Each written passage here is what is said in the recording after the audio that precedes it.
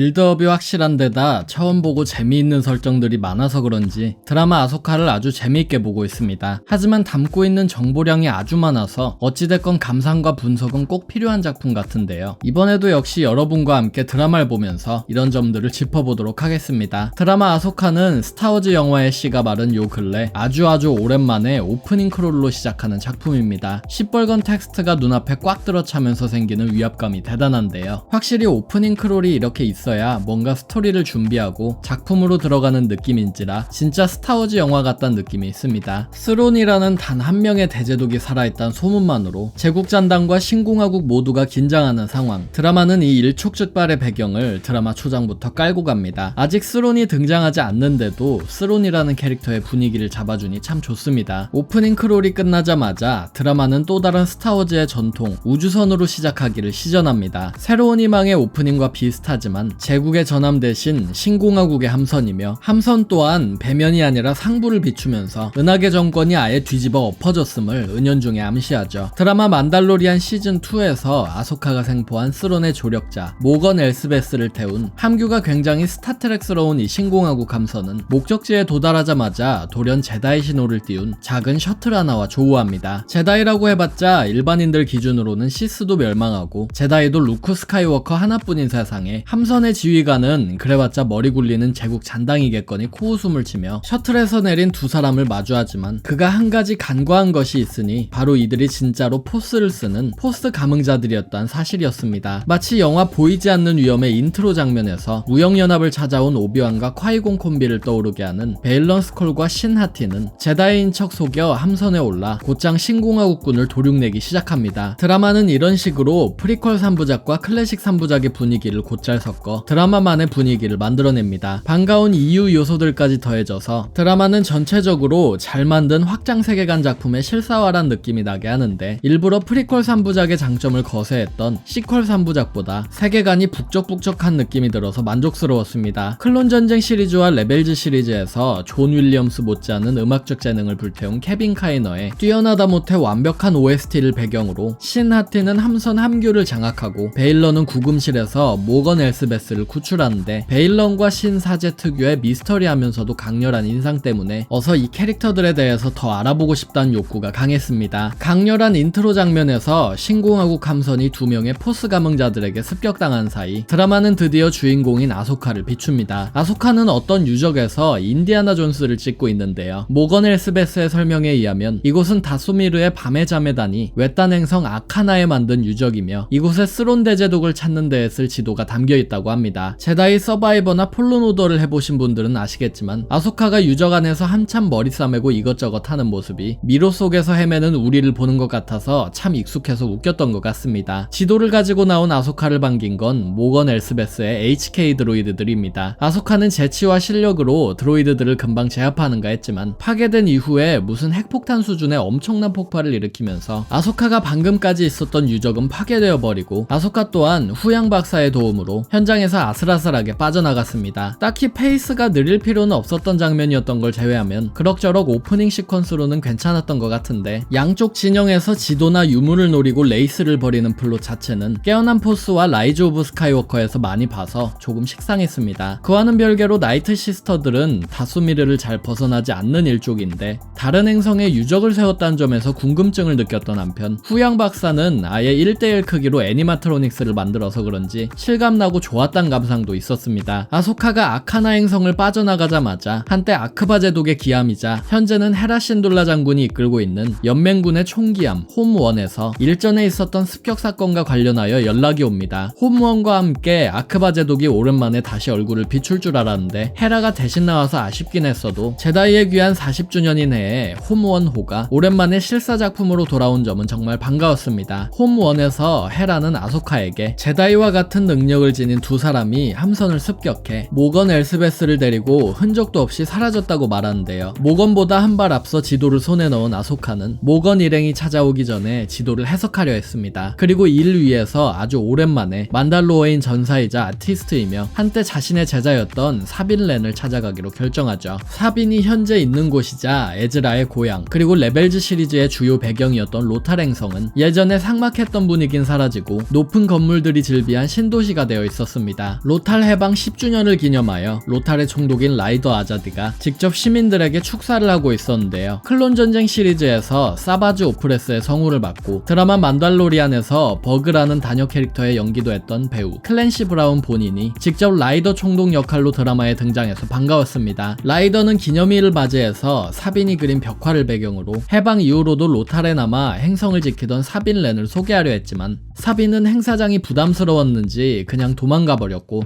옆에 있던 자이켈 의원이 사빈을 대신해 시간을 때웁니다. 자이 또한 레벨즈 시리즈에 등장했던 캐릭터로 에즈라가 사관학교에 잠입했을 때부터 시리즈에 간간히 등장했죠. 전혀 예상치 못하고 있었던 터라 깜짝 놀랐습니다. 도망간 사빈을 잡기 위해서 아주 아름다운 이윙 전투기 2대가 발진합니다. 못생겼던 코필 레이저를 제거하고 흰색 동체로 리뉴얼되니까 정말 너무 아름다운데요. 콜사인이 스펙터인 걸 보니 사빈이 사령관이던 시절에 직접 지휘하던 부대의 병력이 아닌가도 싶습니다. 축사 좀 해달라는 부하들의 부탁을 거절한 사빈은 사이버펑크 일본 어쩌구스러운 음악을 배경으로 탑건의 매버릭 대령을 떠오르게 하는 추격전을 펼치는데요. 이 장면에서 배우의 발성이나 관상 자체가 너무 사빈이랑 잘 어울려서 놀랐던 것 같습니다. 한때 에즈라가 살았던 통신탑에서 에즈라의 마지막 메시지를 들어보는 사빈을 보자니 참 가슴이 뭉클했습니다. 이곳에서 에즈라를 처음 만난 게 벌써 10년이 다 되어간다는 사실이 믿기지가 않는데 아무튼 귀여운 로스캣을 키우며 지내는 사빈에게 유물 해석을 위해서 아소카가 찾아옵니다. 아소카와 사빈이 한때 사제관계였다는 사실이 여기서 드러나는데 아직까지는 사빈이 포스를 쓰는지 안 쓰는지에 대한 이야기나 과거에 두 사람이 어떤 훈련을 했는지에 대한 이야기는 풀리지 않았습니다. 사빈을 키우기 힘들다고 말하는 아소카를 분명 아나킨의 포스 귀신이 보면서 고소하다고 웃을 것 같은 와중에 아소카와 정말로 삐걱거리는 사빈은 부담감에 자신의 집으로 지도를 가지고 와서 조용히 분석을 하기 시작합니다. 여기서 또 한 가지 재미있는 디테일이 등장하는데 바로 트리퀘트라입니다. 원래도 전설이나 신화를 정말 좋아하는 데이브 필로니지만 그의 이런 입김이 훨씬 더 많이 들어간 이번 아소카는 특히나 북유럽 신화와 아서왕 전설 등 적나라하게 신화적 요소를 채용한 것들이 많습니다. 북유럽 신화에서 달의 새 여신을 의미하는 트리퀘트라 문양은 MCU 팬들이라면 묠니르에 그려진 문양으로 기억하는 등 현대에서도 쓰이는 곳, 의미하는 바가 다양한 상징물인데요. 해와 달을 쫓는 두 늑대인 스콜과 하티, 아서왕 전설에서 마녀 모건에 의해 늑대가 되는 마록의 이름, 거기에 트리퀘트라 문양까지 이 모든 신화적 설정들이 작품과 어떤 연관성이 있을지 궁금합니다. 아소카가 사빈을 찾아갈 걸 뻔히 알고 있었던 모건은 신하티를 사빈에게 보내고 영화 보이지 않는 위험 속 다스모를 오마주하며 신은 사빈의 위치를 파악합니다. 그들은 사빈이 퍼즐을 풀자마자 드로이드들과 함께 급습하여 지도를 빼앗았죠. 여기서 신과 사빈의 결투 장면이 등장하는데 뭔가 삐걱거리는 것이 액션이 요상하다는 느낌이 들었던 건 비단 저뿐만은 아닌 것 같습니다. 뭔가 절제되지 않고 휘적거리는 느낌이 들었달까요. 아무튼 신과 사빈의 결투는 신이 사빈을 광선검으로 찌르면서 일단락되었고 이를 통해서 우린 그랜드 인퀴지터와 리바 그리고 사빈도 버티는 부상 따위에 죽은 콰이곤지는 그냥 회복이고 뭐고 포스 귀신이 빨리 되고 싶어서 죽었다는 어이없는 사실을 깨닫게 됩니다. 2화로 넘어옵니다. 잠깐 에피소드 제목 이야기를 해보자면 2화의 제목인 토일 앤 트러블은 셰익스피어의 맥베스에서 3명의 마녀들이 물약을 저으며 흥얼거리는 노래 가사의 일부입니다. 마녀 모건 엘스베스와 어떤 관계가 있는지 어떤 이야기를 암시하는지는 조금 더 두고 봐야겠지만 말이죠. 광선검이 영 좋지 않은 곳을 간신히 비껴가서 산 사비는 지도를 빼앗겼다는 사실에 착잡한 표정을 짓는 아소카와 마주합니다. 두 사람의 관계성이 진짜 클론 전쟁기의 아나킨과 아소카가 떠올라서 재밌었는데요. 다만 모든 번뇌를 내려놓고 제다이 기사단을 나선 아소카는 오히려 아나킨보다 더 제자를 빡세게 잡는다는 느낌도 있었습니다. 스승의 실망감을 어떻게든 덜기 위해서 사비는 HK 드로이드의 머리를 해킹해서 이 드로이드가 온 위치를 역추적하는 데 성공하는데 사빈이 찾은 위치는 다름 아닌 은하계 최고의 조선소 중 하나이자 현재는 신공항 운영 행성이었던 코렐리아였습니다. 한솔로 스타워즈 스토리에서 어두컴컴하게만 그려졌던 코렐리아도 영광스러운 모습 그대로 처음 묘사되었는데요. 쿠앗 행성도 쿠앗이지만 근본이 있는 코렐리아 행성의 궤도조선소의 아름다운 자태 그리고 행성 내 제조시설들은 정말 입이 벌어질 정도인데요. 이곳에서 아소카는 헤라와 만나 문제의 드로이드가 왜 코러산토와도 가까운 코렐리아에서 임무를 수행하고 있었는지에 대해 시설 점검에 들어갑니다. 때마침 코렐리아에서는 슈퍼스타 디스트로이어에 쓰이는 하이퍼드라이브가 화물선에 실리고 있었는데요. 헤라가 신공화국 함선 중에는 저렇게 큰 부품이 들어간 함선이 없는데 저걸 대체 어디로 옮기고 있냐고 묻자마자 아직까지도 제국에 충성 중이던 조선소 직원들이 두 사람을 향해 총구를 돌립니다. 만달로리안에서도 그렇고 제국잔당 척결은 나몰라라 하는 무능력한 신공화국에 정말 한숨이 절로 나오던 순간이었습니다. 대체 관리가 얼마나 허술하면 엔도 전투 5년이나 지났는데도 코렐리아라는 막강하고 중심은하에 있는 행성도 정부의 반기를 드나 싶습니다. 신공화국의 멋있는 모습도 보여줄 만한데 퍼스트 오더라는 제국잔당에 몰락하는 결과론적으로 접근을 해서 그런지 계속적으로 너무 무능하게만 묘사되는 것 같아 이 지점은 매번 아쉽습니다. 아소카와 헤라는 모건 세력의 화물선에 추적 장치를 붙이고 일부러 우주선을 놓아줍니다. 자신들이 추적당하고 있다는 사실을 모른 채로 모건은 베일런과 신을 만나서 이야기를 하는데요. 이미 다른 영상에서 유물과 유적 이야기를 했지만 이 장면에 대해서는 아직도 할 얘기가 아주 많습니다. 시토스 행성의 고대 유적에 지도를 올리자 지도는 스론이 사라진 아예 다른 외은하를 나타냅니다. 나중에 다른 영상에서 다루겠지만 이 다른 은하계들의 등장은 굉장히 큰 이슈입니다. 스타워즈에서 다른 은하계의 이야기가 한 번도 나오지 않은 것은 아니지만 사실상 다른 은하계가 등장하게 되면 스타워즈 은하계에서 통하는 암묵적인 룰이 그곳에서도 통할이란 법이 없기 때문에 스타워즈 프랜차이즈는 메인 은하계를 제외한 다른 은하계의 사용을 굉장히 꺼려했는데요. 그래서 이 장면에서 언급된 다른 은하계에서 온 고대인들 이야기나 스론이 추방된 외부 은하계를 포함한 수많은 다른 은하계들의 이야기는 개인적으로 이번 드라마에서 가장 충격적으로 다가왔던 부분이었습니다. 모건 일행은 지도를 토대로 페리디아 행성으로 향하는 항로를 타야 스론을 찾을 수 있다고 말하고 있는데요. 마치 클론 전쟁 시리즈에 등장했던 리쉬 위성이 외부 은하계에 있는 카미노 행성으로 통하는 유일한 관문이었던 것처럼 이 페리디아 또한 다른 소형 은하계로 이동할 수 있는 점프 포인트인 듯 합니다. 여담이지만 이 장면에서 베일런이 하늘을 올려다보자 퍼길의 실루엣이 보인 걸 보면 퍼길들이 이동하는 이동로이기도 한 것 같습니다. 페리디아로 향하는 여정에 사용될 기체는 아주 거대한 반지 형태의 우주선 사이온의 눈입니다. 슈퍼스타 디스트로이어들의 부속이 들어가는 등 그 크기가 짐작도 되지 않는 수준인데요. 이런 거대하고 말도 안 되는 기체들이 등장한 덕분에 이전에 말한 레전드 확장 세계관 작품 분위기가 나는 것도 같습니다. 아무튼 예고편에서는 스론이 사이온의 눈에 타는 장면이 담겨 있었던 만큼 결과적으로 스론을 찾기는 찾을 것 같습니다만 모건이 포스인지 모를 힘을 통해 스론이 자신을 부르고 있었던 장면은 왠지 모르게 쎄하단 인상을 받았습니다. 스론에겐 텔레파시 능력도 없고 포스 능력도 없는데 모건이 감지했다는 기운이 과연 스론이 맞을지 아니면 스론을 통해서 빅픽처를 그리고 있을 부활할 펠퍼틴의 정신일지는 두고 보아야 할 것 같습니다. 한편 이쯤 되면 베일런과 신의 목적도 궁금해집니다. 시나티가 스론을 찾으면 어떻게 되느냐고 묻자 베일런은 누구에게는 전쟁이, 누구에겐 새로운 시작이, 우리에게는 상상도 못할 힘으로 다가올 것이라고 말하죠. 전자가 신공화국과 제국잔당을 지칭한다는 것을 알겠는데 베일런에게 스론이 어떤 이득이 될까 고심을 많이 해봤는데 몇몇 외국 팬들은 베일런과 신이 스론의 키메라함에 실린 로탈 제다이 사원의 유적을 노리고 모건을 돕고 있을지도 모른다는 추측을 하고 있습니다. 세상 사이의 세상으로 통하는 문이 있는 만큼 베일런은 제다이의 힘으로 그 사원의 문을 열고 시공간을 초월한 힘을 노리는 것일지도 모르겠습니다. 모건 일당이 지도를 빼앗아가면서 아소카 쪽도 좋건 싫건 여정길에 올라야만 합니다. 스론을 저지하고 에즈라를 데려올 수 있다면 아마 고스트 크루는 무엇이건 하겠죠. 사비는 마치 헤라를 구하러 가는 날의 케이넌처럼 단도로 머리카락을 자르고 아소카에게 준비가 되었다고 연락합니다. 뒤이어 묘사되는 장면들은 레벨즈 시리즈의 에필로그 장면입니다. 예고편에 등장했을 때부터 아소카의 복장 때문에 애매했었지만 이번 드라마를 통해서 시간대 정리가 되면서 간달프 아소카가 등장했던 레벨즈 시리즈 피날레의 설정은 레트콘되고 드라마 버전으로 전후 맥락이 이어질 것 같은데 레벨즈 시리즈의 엔딩과 이번 드라마 사이의 공백기를 다루는 작품이 언젠가 나오기는 할지 궁금합니다. 엔딩 크레딧 얘기도 하고 싶습니다. 그동안은 만달로리안 시리즈의 컨셉 아트로 끝내기가 스타워즈 드라마 엔딩 크레딧의 전통이라면 전통이었는데 이번 작품부터 무언가 마블 영화처럼 나름의 애니메이션이 들어간 엔딩이 쓰였습니다. 왕좌의 게임 느낌도 나고 레벨즈 시리즈의 2D 벽화 애니메이션 연출 느낌도 나는데요. 엔딩 크레딧에 등장하는 영문 모를 글자들과 도형들은 스타워즈 은하계의 지도를 나타내는 것인데 이에 관해서는 영상을 따로 만들어 두었으니 한번 재미삼아 보셔도 좋을 것 같습니다. 한솔로 스타워즈 스토리 안도르와 더불어 이번 아소카는 고전적인 스타워즈 소설의 느낌을 그대로 살려서 정말 이유 작품을 보는 것 같다는 점에서 보는 맛이 있습니다. 하지만 그 외적으로는 데이브 필로니가 단독으로 감독 데뷔한 실사 매체는 처음이라 그런진 몰라도 스토리가 의미 없이 늘어진다는 점, 장면 촬영 자체가 정적이라는 점, 그리고 액션씬이 다소 아쉬운 감도 있다는 점 등 스토리 외적인 점에서는 지적받을 부분들이 다소 느껴졌습니다. 그래도 이야기가 느리지만 확실히 빌드업 되는 것만으로도 저는 만족스러운 것 같습니다. 몇몇 분들은 배우들의 연기가 자체가 어색하다고 말씀하시기도 하는데 이 배우들이 연기를 어색하게 할 짬은 아니고 이것 또한 아마도 디렉팅의 문제일 것 같은데요. 배우들이 자기 기량을 100% 발현한다기보다는 이미 기존에 있는 캐릭터의 움직임을 따라하고 그들을 미리 연기했던 성우들의 억양을 흉내내려고 해서 생긴 딜레마가 아닌가도 싶습니다. 이 점은 드라마가 진행되다 보면 더 나아질 것 같네요. 새로운 설정만 조명하기보단 코렐리아와 같은 스타워즈에서 이미 유명하고 빌드업을 많이 한 굵직한 설정들을 가져와서 쓰는 점도 좋았고, 또 다른 은하계나 사이온의 눈처럼 무지막지하게 큰 배짱 있는 요소들을 이야기에 넣은 점도 좋았습니다. 좋은 의미건 나쁜 의미건 스타워즈 은하계에 자극을 불어넣는 데에는 데이브 필로니만한 사람은 없다고도 말하고 싶네요. 오늘의 영상은 여기까지입니다. 채널 구독하기와 영상 좋아요, 후원은 제게 큰 힘이 됩니다.